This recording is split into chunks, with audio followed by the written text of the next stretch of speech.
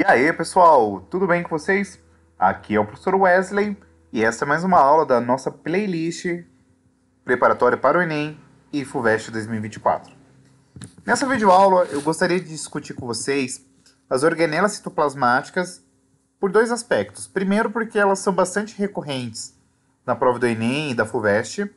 E segundo, porque elas são extremamente importantes para que vocês consigam, por exemplo, compreender alguns fenômenos que vai ser determinístico para a progressão de uma doença ou, por exemplo, para a fisiologia de um determinado organismo. Beleza? Então vamos lá? Existe alguma coisa em você que apenas a sua mãe foi capaz de lidar. E não é a vida. Já antecipo a vocês. Então vamos lá?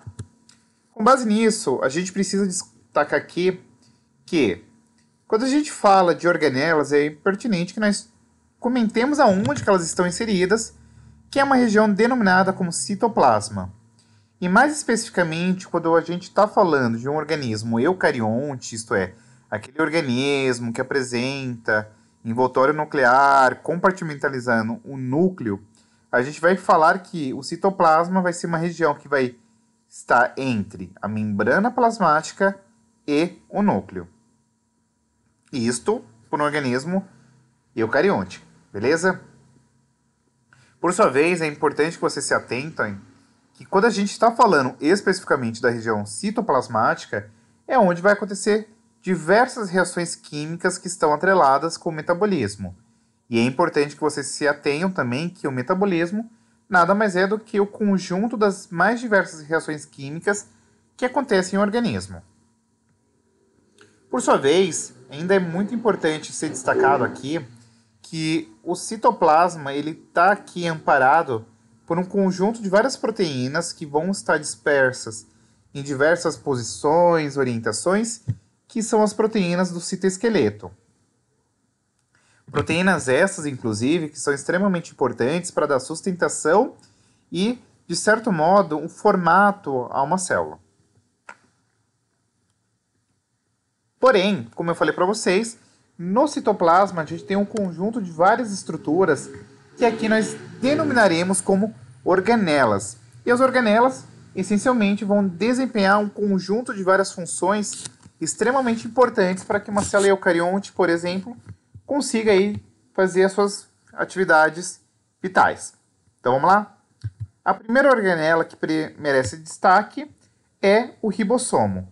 É importante que vocês se atentem que o ribossomo é uma organela que ela vai estar presente tanto em organismos eucariontes quanto organismos procariontes. É a única organela que ela é encontrada universalmente em todos os tipos celulares. Por sua vez, o ribossomo ele é constituído pelo ácido ribonucleico, o RNA, mais especificamente o RNA ribossômico, e proteínas. A função principal do ribossomo é produzir proteínas através da síntese proteica, e geralmente nós estamos falando aqui de proteínas que serão utilizadas pela própria célula, com um detalhe que merece ser pontuado. Nós temos uma única situação na qual proteínas produzidas por ribossomos livres são exportadas, que é o caso aí dos anticorpos. E aí por que eu estou falando de ribossomos livres? Porque esses ribossomos eles podem estar aderidos a uma outra organela denominada como retículo endoplasmático granuloso, ou também chamado de retículo endoplasmático rugoso. Por sua vez, é importante que vocês saibam que o ribossomo ele apresenta duas subunidades, uma denominada como subunidade maior e uma outra denominada como subunidade menor. E é justamente nos ribossomos que nós temos um processo denominado como síntese proteica, ou seja, a molécula de RNA mensageiro ela se conecta aqui no meio dessas subunidades e aí tem-se o processo de síntese proteica, beleza? Processo esse que nós já discutimos em outra videoaula aqui da playlist. Por sua vez, como eu falei para vocês, nós temos uma outra organela, que é o retículo endoplasmático, que essencialmente é um conjunto de várias membranas com cavidades achatadas. É importante ainda ser trazido a vocês que o retículo endoplasmático, geralmente ele está situado próximo à região do núcleo, tá? E como eu falei para vocês, nós podemos ter uma situação na qual o retículo endoplasmático ele se associa-se com ribossomos. E quando você tem uma associação de ribossomos ao retículo endoplasmático, nós o chamamos de retículo endoplasmático rugoso, ou também chamado de retículo endoplasmático granuloso. Por sua vez, a porção do retículo endoplasmático que não tem ribossomos aderidos é denominado como retículo endoplasmático liso. Além disso, o retículo endoplasmático granuloso, que é aquele que tem os ribossomos aderidos em sua superfície, serão responsáveis pela produção de proteínas que estão associadas com exportação, ao passo que o retículo endoplasmático liso ele não apresenta ribossomos e logo não produz proteínas. Porém, eles produzem ácidos graxos, gorduras, tá bom? E ainda é importante que vocês se atentem ao seguinte: as funções do retículo endoplasmático não ficam restritas só e somente a produzir lipídios ou proteínas. Nós temos outras características, como, por exemplo, o processo de armazenamento de substâncias, que é desempenhado tanto pelo retículo endoplasmático liso quanto rugoso, a distribuição e transporte de substâncias, a neutralização de substâncias que podem ter potencial tóxico ao organismo, e aqui destaco, por exemplo, o fígado, que apresenta retículo endoplasmático tanto liso quanto rugoso extremamente desenvolvido para fazer aí a depuração de fármacos, de álcool e etc. E como eu falei, o retículo endoplasmático liso ele faz a síntese de lipídios, ao passo que o retículo endoplasmático rugoso ele vai fazer aqui a síntese de proteínas para exportação e a síntese de enzimas digestivas. Dito isso, é importante ainda que vocês se atenham que quando a gente está falando de um retículo endoplasmático, deixa eu até pegar aqui a caneta e escrever a vocês, trata-se de uma organela membranosa, tá? É uma organela que ele apresenta aqui uma estrutura lipoproteica muito semelhante ao que se observa, por exemplo, na estrutura da membrana plasmática, tá? Então é uma organela membranosa. Dito isso, é importante que vocês guardem que o retículo endoplasmático ele se situa-se muito próximo à região do núcleo, beleza? Por sua vez, também tem-se um outro conjunto de organelas denominado como complexo golgiense.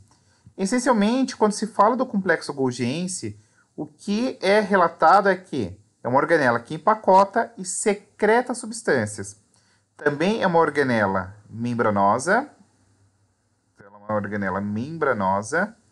E é importante que vocês guardem que, para além de fazer o processo de empacotamento e secreção de substância, o retículo endoplasmático ele faz um processo denominado como alterações pós-traducionais. E aí o que é importante que vocês se atentem?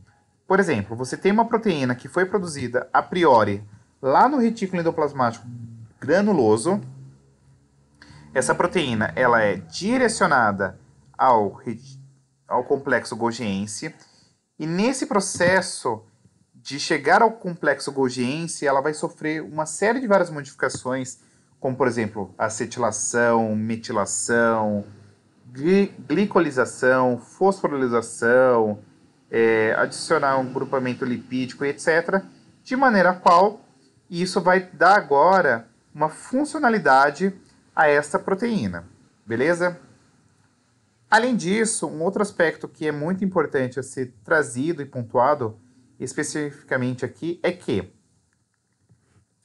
quando a gente está falando de uma célula que apresenta a secreção, ou seja, por exemplo, uma célula glandular, você tem aqui bastante complexo golgiense, porque isso associa-se com o processo de liberação de vesículas de secreção, vesículas secretórias.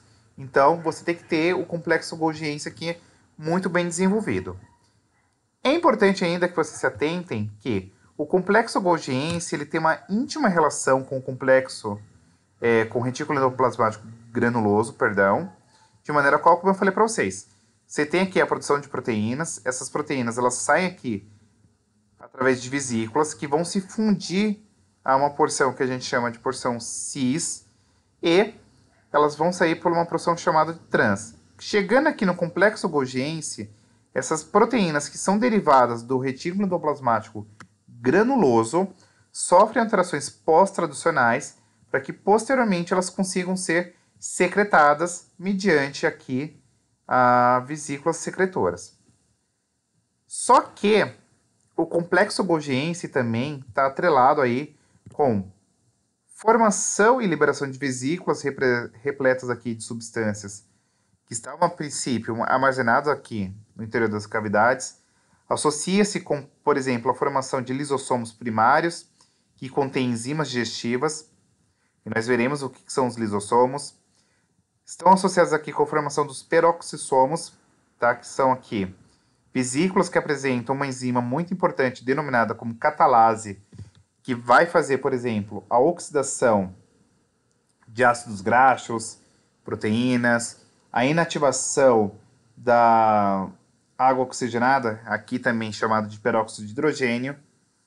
Associa-se com a formação da lamela lamédia, que é uma estrutura presente aqui em células vegetais durante ali o término do processo de divisão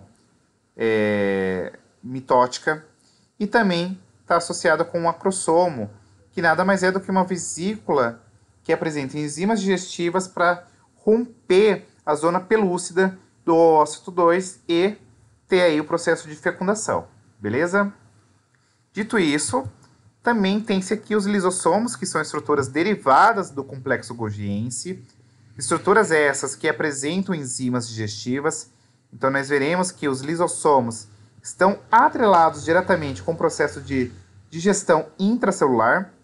Claro que, além disso, os lisossomos associam-se com um processo denominado como fagocitose, que é associado com nutrição e defesa aqui dos organismos. Então nós podemos pensar na fagocitose com papel nutricional, quando se fala, por exemplo, de uma ameba fagocitando seu alimento, ou com função imunológica, quando você fala, por exemplo, de um macrófago ou de um linfócito T, tá?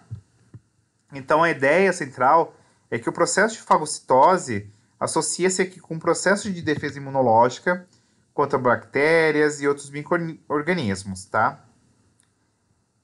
É importante trazer aqui que os lisossomos, eles fazem justamente esse processo. Então, ó, você pode ter a internalização de substâncias por fagocitose ou pinocitose, tá? Dois processos aqui que a gente já discutiu lá na aula de membrana plasmática. E essas coisas que entraram tanto por fagocitose quanto por pinocitose vão formar uma estrutura que a gente chama de fagossomo ou pinossossomo. O fagossomo, por exemplo, ele consegue fundir-se ao lisossomo, formando uma estrutura a qual nós chamaremos aqui de vacúolo digestivo. Vacúolo este que apresenta aqui enzimas que conseguem fazer a degradação desse resíduo que entrou aqui dentro, tá? De maneira qual você faz a digestão intracelular, a absorção aqui do alimento, e aquilo que não foi digerido ou que não é mais útil acaba sendo eliminado, beleza? Um outro destino que o lisossomo tem, além de fundir-se ao fagossomo, é fazer uma estrutura que a gente chama de vacúolo autofágico. Ou seja, esse lisossomo ele consegue digerir, por exemplo, pedaços de mitocôndria, de retículo, de complexo golgiense, para fazer aí um que a gente chama de renovação de organelas, tá?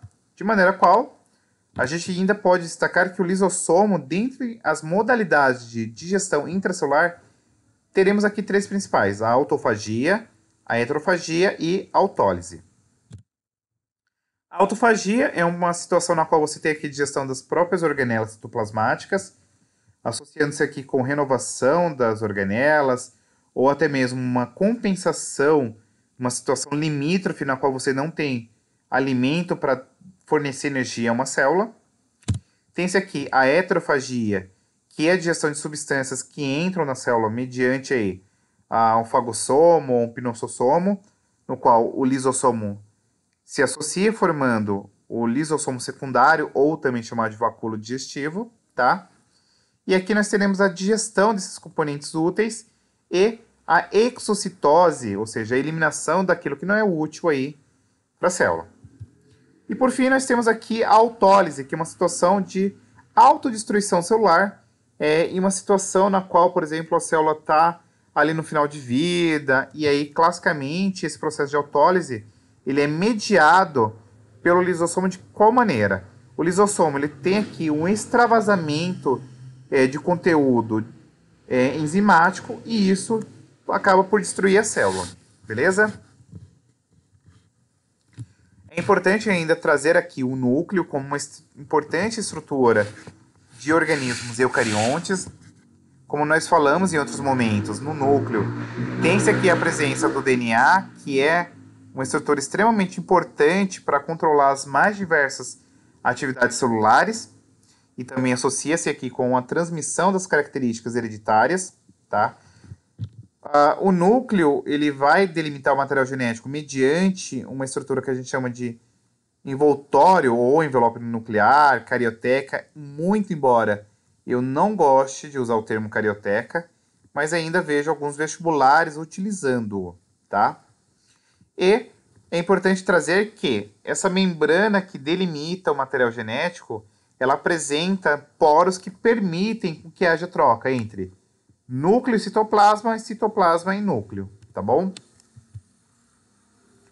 Nós temos ainda uma estrutura chamada de vacúolo vegetal, que é uma estrutura presente apenas na célula vegetal, então tem uma função de regulação de pressão osmótica. Também é uma estrutura que armazena aqui enzimas para fazer a digestão intracelular, e também faz aqui o armazenamento de pigmentos que dão cor a pétalas, e também aqui de substâncias tóxicas. Tá? Uma curiosidade, só por descargo de consciência, é que quando a gente toma um suco de laranja, por exemplo, o que a gente acaba, na verdade, tomando é o vacúolo aí dessas células da laranja, tá? Mas eu acho extremamente importante que vocês saibam que, para além do vacúolo vegetal, que é um vacúolo de armazenamento, nós temos aí o vacúolo digestivo, como, por exemplo, a gente acabou de falar aí dos lisossomos, e também tem aqui o vacúolo contrátil ou pulsátil, que é aquele que está presente aqui em algas e protozoários, fazendo aqui a regulação da osmose desses organismos, tá bom?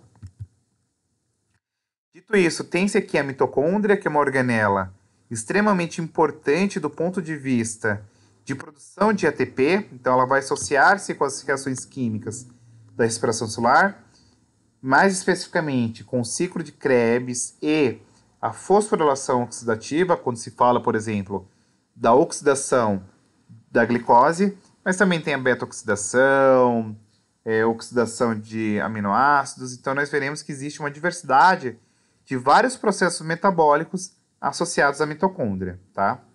O tamanho da mitocôndria é comparável ao de uma bactéria. É importante também atentar-se que a mitocôndria é uma organela membranosa, então ela tem uma porção aqui que a gente chama de membrana externa e uma membrana interna, também conhecida como cristas mitocondriais, tá? Inclusive, nós já destacamos isso aqui na aula de metabolismo energético, tá? É importante trazer ainda que a mitocôndria ela possui DNA e RNA e proteínas próprios, e é importante que vocês se atenham ainda que existe uma teoria chamada de teoria endossimbiótica, na qual acredita-se que, num passado muito distante, houve uma associação mutualística entre uma bactéria aeróbica e uma célula eucarionte anaeróbica.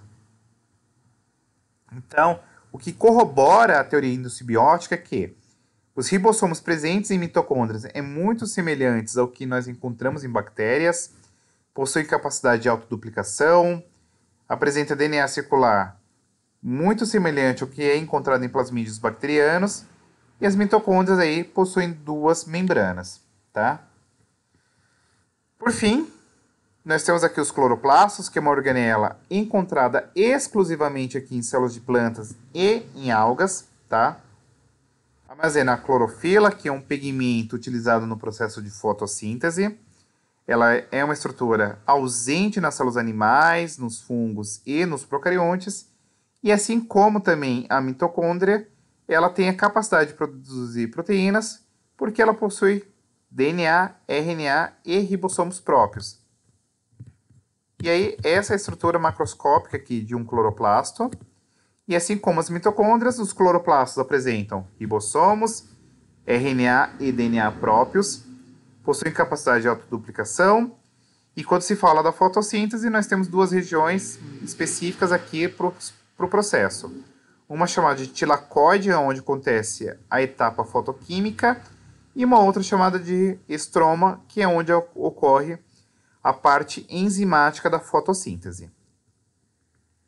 Claro que é muito importante que vocês se atenham ainda que na célula vegetal, além do cloroplasto, nós temos outros tipos de plastos. E esses plastos eles podem ser classificados como leucoplastos, que são plastos que não apresentam cor, não possuem pigmentos, e a função dos leucoplastos essencialmente é o armazenamento de substâncias. Em contrapartida, os cromoplastos eles são estruturas coloridas, com pigmentos e associados aqui ao processo de fotossíntese, beleza? E aqui eu apresento alguns exemplos, proteoplastos, oleoplastos e amiloplastos, como exemplos clássicos de leucoplastos, xantoplastos, eritoplastos e cloroplastos como exemplos de cromoplastos. Nós temos aqui os centríolos, que são pequenas estruturas cilíndricas muito próximas à região do núcleo, formando uma estrutura que nós denominamos como centrosomo. E o centrosomo é uma estrutura extremamente importante no processo da organização do fuso mitótico durante a divisão celular, tá bom? Para além disso, os centríolos vão formar duas estruturas muito importantes aqui denominadas como cílios e flagelos. Estruturas essas que podem estar presentes em algas, protozoários, em células animais como, por exemplo, os espermatozoides, associando-se aqui com ajuda na locomoção e captura de alimentos. Então, os centríolos, eles geralmente estão aqui nas células eucariontes, tanto animais e aqui em alguns vegetais. Estão dispostos aqui sobre a forma de um par de centríolos, localizados perpendicularmente, formando um centrosomo, para formar aí as fibras do fuso mitótico, tá? A constituição é essencialmente microtúbulos proteicos e, como eu falei, forma aqui os cílios e flagelos e participam da divisão celular, fixando aqui as fibras do fuso mitótico. Inclusive, isso nós retomaremos mais adiante quando formos falar da mitose e da meiose. Mas só por descargo de consciência, é importante que vocês se atenham que os cílios e os flagelos associam-se com locomoção celular, criam correntes de água e vai o muco aqui, por exemplo, das vias respiratórias. E estabelecendo-se uma comparação entre cílios e flagelos, é importante que vocês saibam que os cílios são pequenos, numerosos e vibráteos, os flagelos são grandes, geralmente únicos, e tem aqui um movimento ondulante. Embora no espermatozoide a gente sabe que tem um movimento rotacional, tá bom? E por fim, nós temos aqui os peroxossomos, que são estruturas presentes nas células eucariotas, tanto animais quanto vegetais. Estruturas essas também derivadas do complexo golgiense, degradam ácidos graxos, aminoácidos, água oxigenada, tá? E eu destaco em especial a água oxigenada porque é um resíduo metabólico da respiração celular que precisa ser eliminado. Por quê? É extremamente danoso, tá? Então, a catalase que é presente aqui nos peroxossomos inativa a água oxigenada, transformando-a em água e gás oxigênio, beleza? Além disso, lá nos vegetais, os peroxossomos associam-se aqui com a conversão de lipídios em carboidratos, tá? E aí, lá nos vegetais eles têm o nome de glixossomos. E respondendo, isso daqui a gente já viu em aulas passadas, a estrutura da membrana plasmática, as funções das organelas, algumas organelas que representam só em células vegetais e a função de cada organela, beleza? E O que é oriundo da nossa mãe são as mitocôndrias, tá? Todas as mitocôndrias de um organismo são derivadas da mãe, e isso daqui está associado por quê? As mitocôndrias paternas, elas estão presentes ali na região da peça intermediária e nas caudas dos espermatozoides, e quando ele entra no ovócito, a sua cauda fica para o lado de fora, e por consequência disso, a gente não tem mitocôndrias paternas, somente as mitocôndrias maternas. Beleza? Pessoal, muito obrigado. Espero que vocês tenham gostado. Se você tiver gostado, deixe o seu like, curta, compartilhe, se inscreva, divulgue, jogue biscoito que vai ajudar bastante, tá bom? Super beijo e até a próxima. Fui!